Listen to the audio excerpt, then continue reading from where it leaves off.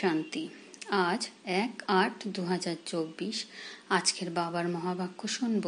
বাবা বলেছেন, মিষ্টি বাচ্চারা, পবিত্র না হওয়া পর্যন্ত তোমরা ফিরে যেতে পারবে না। তাই বাবাকে স্মরণ করে আত্মার ব্যাটারিকে চার্জ করো আর ন্যাচারাল পবিত্র হও। আজকে প্রশ্ন জিজ্ঞেস করেছেন বাবা, বাচ্চারা, বাবা তোমাদের ঘরে যাওয়ার পূর্বে কোন কথা শেখান? উত্তরে বলেছেন, বাচ্চারা, ঘরে ফেরার পূর্বে বেঁচে থেকেও মরতে হবে।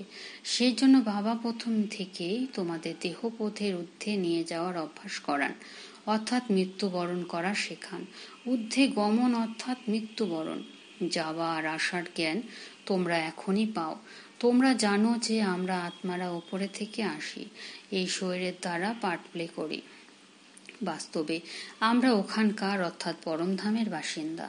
এখন ওখানেই ফিরে যেতে হবে। ওম শান্তি। নিজেকে আত্মা মনে করে বাবাকে স্মরণ করতে কোনো কষ্ট নেই। এতে দমে যাওয়া উচিত নয়। একেই বলা হয় সহজ স্মরণ। সবার আগে নিজেকে আত্মাই মনে করতে হবে। আত্মাই শরীর ধারণ করে পার্ট প্লে করে। সব সংস্কারও আত্মাতেই থাকে। আত্মা হলো ইন্ডিপেন্ডেন্ট অর্থাৎ স্বাধীন। বাবা বলেন, নিজেকে আত্মা মনে করে আমাকে অর্থাৎ বাবাকে স্মরণ করো। এই নলেজ এই সময়ই তোমরা পাও, পরে আর পাবে না।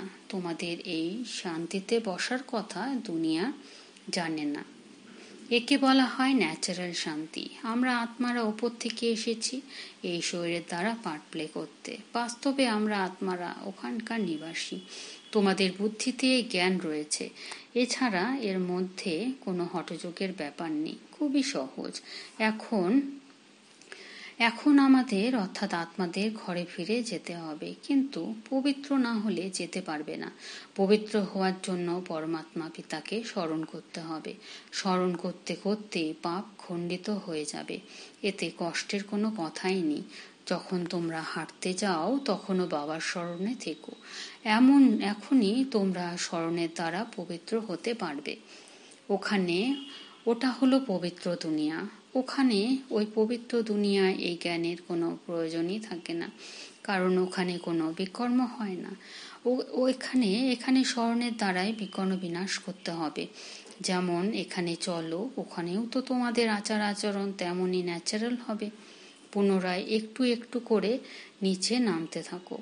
এমনও নয় যে ওখানেও তোমাদের এই অভ্যাস করতে হবে। অভ্যাস এখনই করতে হবে।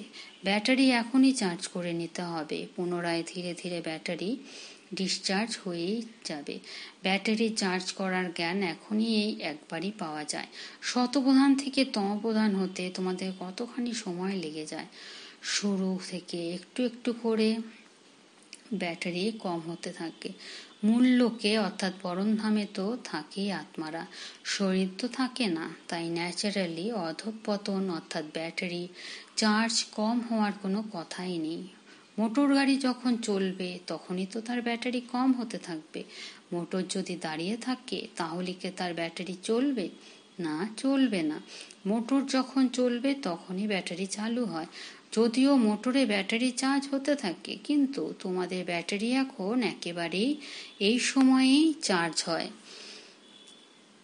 যখন তোমরা এখানে পুনরায় শরীরের দ্বারা কর্ম করো তখন একটু একটু করে ব্যাটারি কম হয়ে যায়। প্রথমে বোঝাতে হবে যে তিনি হলেন সুপ্রিম ফাদার, যাকে সর্ব আত্মারাই স্মরণ করে হে ভগবান বলে।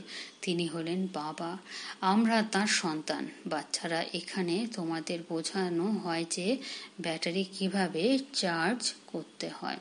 ঘুরতে ফিরতেও বাবাকে স্মরণ করো, তবেই শতপ্রধান হয়ে যাবে।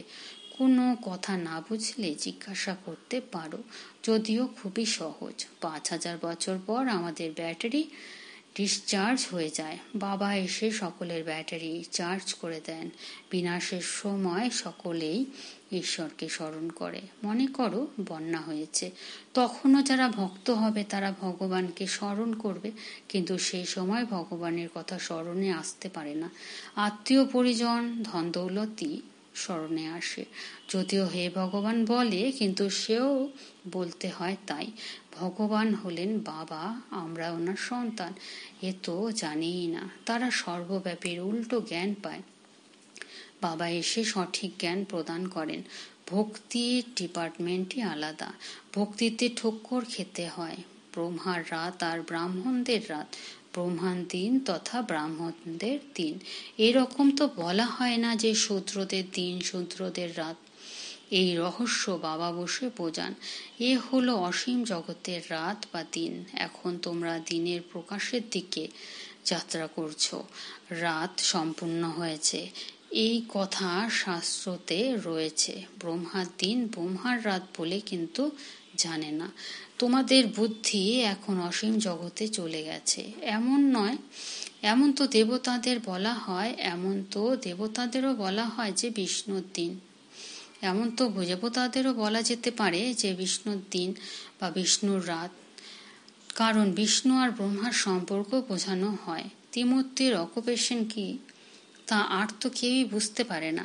ভক্তরা তো ভগবানকে কুরুম অর্থাৎ মৎস্য অবতার বা জন্মমৃত্যুর চক্রতে নিয়ে গেছে। রাধাকৃষ্ণ ইত্যাদিরাও মানুষ, কিন্তু দৈবী গুণ সম্পন্ন।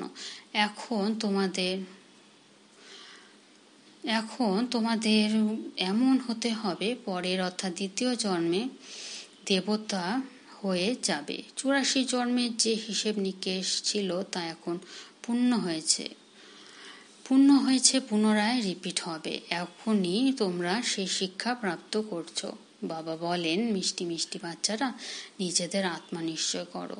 মানুষ বলেও যে আমরা পাঠধারী, কিন্তু আমরা আত্মারা উপর থেকে কিভাবে আসি এটা জানে না, নিজেকে দেহধারী মনে করে নেয়। আমরা আত্মারা উপর থেকে আসি, পুনরায় কবে যাব? ওপরে যাওয়া অর্থাৎ মারা যাওয়া, শরীর পরিত্যাগ করা। মৃত্যু কে চায়? এখানে তো বাবা বলেছেন তোমাদের এই শরীরকে ভুলতে থাকো। তোমরা এই শরীরকে ভুলতে থাকো। তোমাদের এই জীবনমৃত অবস্থা বাবাই শেখান, যা আর কেউই শেখাতে পারে না। তোমরা এসেছই নিজেদের ঘরে ফিরে যাওয়ার জন্য।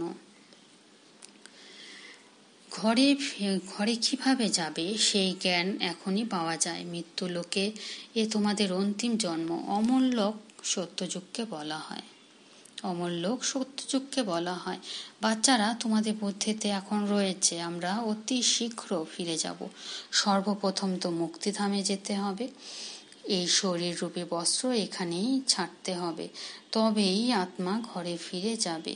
যেমন পার্থিব জগতের অ্যাক্টররা নাটক সম্পূর্ণ হয়ে গেলে বস্ত্রাদি সেখানেই ছেড়ে ঘরের পোশাক পরে ঘরে ফিরে যায়। তোমাদের এখন এই বস্ত্র পরিত্যাগ করে ফিরে যেতে হবে। সত্যযুগে তো অল্প সংখ্যক দেবতা থাকে, এখানে তো অগণিত মানুষ, ওখানে তো হবেই এক আদি সনাতন দেবী দেবতা ধর্ম। এখন নিজেদের হিন্দু বলে, নিজেদের শ্রেষ্ঠ ধর্মকে ভুলে গেছে, তবেই তো দুঃখী হয়ে পড়েছে। সত্যযুগে তোমাদের কর্ম ধর্ম শ্রেষ্ঠ ছিল, এখন কলিযুগে ধর্মভ্রষ্ট। বুদ্ধিতে কি আসে যে আমরা কিভাবে অধঃপতনে গেছি। এখন তোমরা অসীম জগতের বাবার পরিচয় দাও। অসীম জগতের বাবা এসে নতুন দুনিয়ার স্বর্গ রচনা করেন, বলেন মনমনা ভব। এও গীতারই শব্দ। সহজ রাজযোগের জ্ঞানের নাম দেওয়া হয়েছে গীতা। এ হলো তোমাদের পাঠশালা। বাচ্চারা এসে পড়া পড়ে, তাই বলা হয় যে এ হলো আমাদের বাবার পাঠশালা। যেমন কোনো বাচ্চার বাবা যদি প্রিন্সিপাল হয়, তখন সে বলবে যে আমি আমার বাবার কলেজে পড়ি। আর মাও যদি প্রিন্সিপাল হয়, তখন বলবে যে আমার মা বাবা দুজনের প্রিন্সিপাল, দুজনেই পড়ায় আমার মাম্মা বাবার কলেজ। তোমরা বলবে আমাদের মামা বাবার পাঠশালা, দুজনেই পড়ায়, দুজনেই এই আধ্যাত্মিক কলেজ বা ইউনিভার্সিটি খুলেছে, দুজনে একত্রে পড়ায়। বাবা বাচ্চাদেরকে দত্তক করেছেন। এ হলো অতি গূঢ় রহস্যময় জ্ঞানের কথা। বাবা কোনো নতুন কথা বোঝান না, কল্প পূর্বেও এ কথা বুঝিয়েছিলেন। হ্যাঁ, এত নলেজ যে প্রতিদিন আরো গূঢ় হতে থাকে। দেখো, আত্মার কথা এখন তোমাদের কিভাবে বোঝানো হয়। এত ছোট আত্মায় 84 জন্মের পাঠ ভরা থাকে, তা কখনো বিনাশপ্রাপ্ত হয় না। আত্মা অবিনাশী, তাই তার পাঠ অবিনাশী। আত্মা কান দিয়ে শুনল, শরীর আছে তাই তার পাটও রয়েছে। শরীর থেকে আত্মা পৃথক হয়ে গেলে তখন আর জবাব পাওয়া যায় না। এখন বাবা বলেন, বাচ্চারা, তোমাদের ঘরে ফিরে যেতে হবে।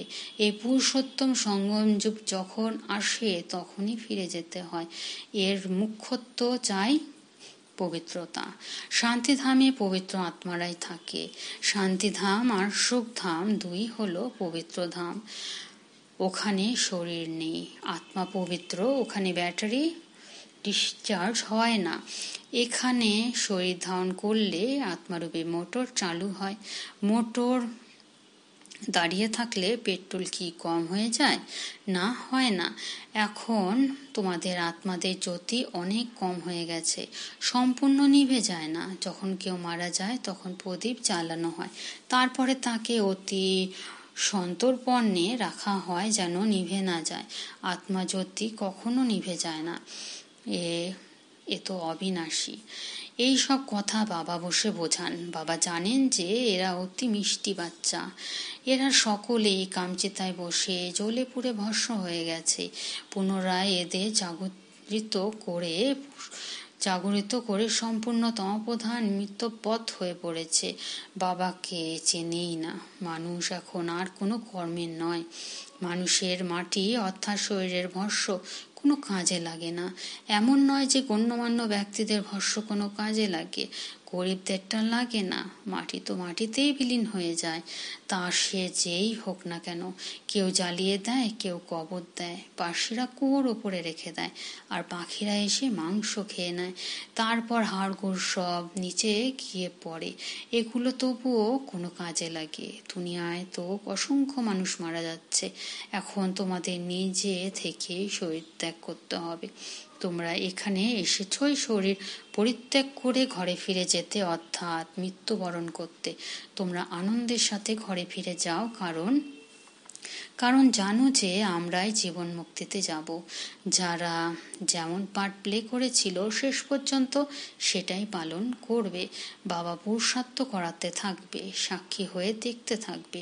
এ তো বুঝবার মতো বিষয়, এতে ভয়ের কোনো কারণ নেই। আমরা স্বর্গে যাওয়ার জন্য নিজেরাই পুরুষার্থ করে শরীর ত্যাগ করি। বাবাকে স্মরণ করতে হবে, তবেই অন্তিম সময়ে সদ্গতি হয়ে যাবে, অন্তমতি সগতি। এতে পরিশ্রম রয়েছে, প্রত্যেক পড়াতেই পরিশ্রম আছে। ভগবানকে এসে পড়াতে হয়। অবশ্যই এই পড়াশোনা হলো অত্যন্ত উচ্চাঙ্গের, এতে আবার দৈবিক গুণ চাই। লক্ষ্মীনারায়ণের মতো এমন হতে হবে, তাই না? এনারা সত্যযুগে ছিলেন, এখন আবার তোমরা সত্যযুগে দেবতা হতে এসেছ। এই মবসেট কত সহজ, ত্রিমূর্তিতেও এ পরিষ্কার। এই ব্রহ্মা বিষ্ণু শঙ্কর ইত্যাদি চিত্র যদি না থাকে তাহলে আমরা কিভাবে বোঝাবো ব্রহ্মা তথা বিষ্ণু বিষ্ণু তথা ব্রহ্মা? ব্রহ্মার অষ্টভুজা শতভুজা দেখানো হয়, কারণ ব্রহ্মার কত কত সংখ্যক বাচ্চা রয়েছে, তাই ওরা এমন চিত্র তৈরি করে দিয়েছে। তা না হলে এত ভুজা বিশিষ্ট মানুষ হয় কি? না, হয় না। রাবণের 10 মাথারও অর্থ রয়েছে, এমন মানুষ কখনো হয় না। এ কথা বাবাই এসে বোঝান। মানুষ তো কিছুই জানে না। এও এক খেলা, কেউই জানে না যে এই খেলা কবে থেকে শুরু হয়েছে। বলে দেয় পরম্পরা, অর্থাৎ বংশানুক্রমে থেকে। আরে সেও কবে থেকে? মিষ্টি মিষ্টি বাচ্চাদের বাবা পড়ান, তিনি টিচারও আবার গুরুও। তাহলে বাচ্চাদের কত খুশি হওয়া উচিত। এই মিউজিয়াম ইত্যাদি কার ডাইরেকশনে খোলে? এখানে রয়েছেই তো মা, বাবা আর বাচ্চারা। অসংখ্য বাচ্চা রয়েছে, ডাইরেকশন অনুসারে খুলতে থাকে। লোকেরা বলে তোমরা বলো যে ভগবানও বাজ, তাহলে রথের দ্বারা আমাদের সাক্ষাৎকার করাও। আরে তোমরা আত্মার সাক্ষাৎকার করেছ কি? এত ছোট বিন্দুর সাক্ষাৎকার তোমরা কিভাবে করবে? সাক্ষাৎকারের প্রয়োজনই নেই। এখানে আত্মাকে জানতে হবে। আত্মা ভ্রূকুটির মধ্যভাগে থাকে, যার আধারে এত বড় শরীর চলে। এখন তোমাদের কাছে না রয়েছে লাইটের, না রয়েছে রত্নজড়িত মুকুট। দ্বিমুকুট পাওয়ার লক্ষ্যেই তোমরা পুনরায় পুরুষার্থ করছো। প্রতিকল্পে তোমরা বাবার কাছ থেকে উত্তরাধিকারের আশীর্বাদ প্রাপ্ত করো। বাবা প্রশ্ন করেন, পূর্বে কবে মিলিত হয়েছ?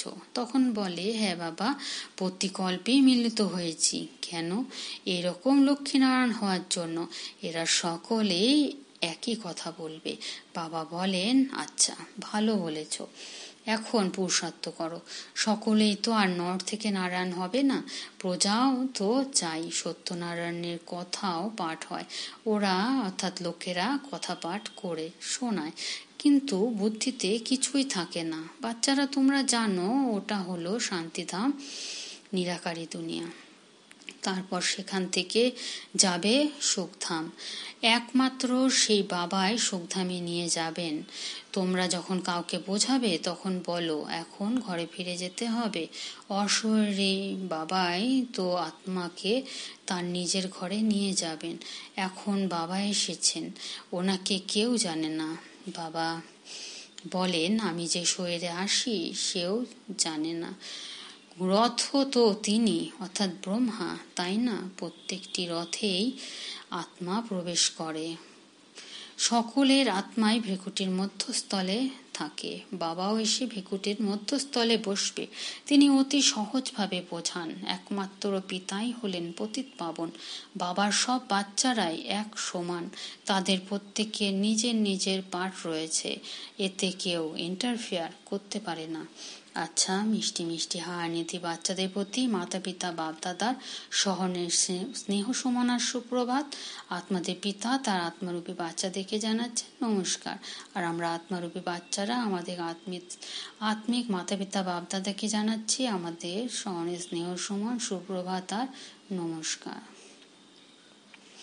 ধারণার জন্য মুখ্য সার, এই শরীররূপী বস্ত্র থেকে মোহ কাটিয়ে জীবিত অবস্থাতেই মরতে হবে, অর্থাৎ মর্জিবা হতে হবে, অর্থাৎ নিজের সমস্ত পুরনো হিসেব নিকেশ চুকিয়ে ফেলতে হবে। 2. দ্বিমুকুটধারী হওয়ার জন্য ঈশ্বরীয় পড়াশোনায় আরও অধিক পরিশ্রম করতে হবে, দৈবিক গুণ ধারণ করতে হবে। যেমন লক্ষ্য তেমনই শুভ বাণী, পুরুষার্থ তেমনই করতে হবে। বরদান, অকল্যাণের সংকল্পকে সমাপ্ত করে অপকারীদেরকে উপকার করা জ্ঞানী তু আত্মা ভব। বিস্তারে বলেছেন, কেউ যদি প্রতিদিন তোমাদের নিন্দা করে, অকল্যাণ করে, গালি দেয়, তথাপি তাদের প্রতি মনের মধ্যে ঘৃণাভাব যেন না আসে। অপকারী কেউ উপকার করা, এটাই হলো জ্ঞানী তু আত্মার কর্তব্য। যেরকম তোমরা বাচ্চারা বাবাকে 63 জন্ম গালি দিয়েছ, তথাপি বাবা কল্যাণকারী দৃষ্টি দিয়ে দেখেছেন। সুতরাং ফলো ফাদার। জ্ঞানী তো আত্মার অর্থই হলো সকলের প্রতি কল্যাণের ভাবনা থাকবে। অকল্যাণ সংকল্প মাত্রও যেন না হয়। আজকের স্লোগান, মনমনা ভবর স্থিতিতে স্থির থাকো, তাহলে অন্যদের মনের ভাবনাকে জানতে পারবে। মনমনা ভবর স্থিতিতে স্থির থাকো, তাহলে অন্যদের মনের ভাবনাকে জানতে পারবে। আচ্ছা, ওম শান্তি।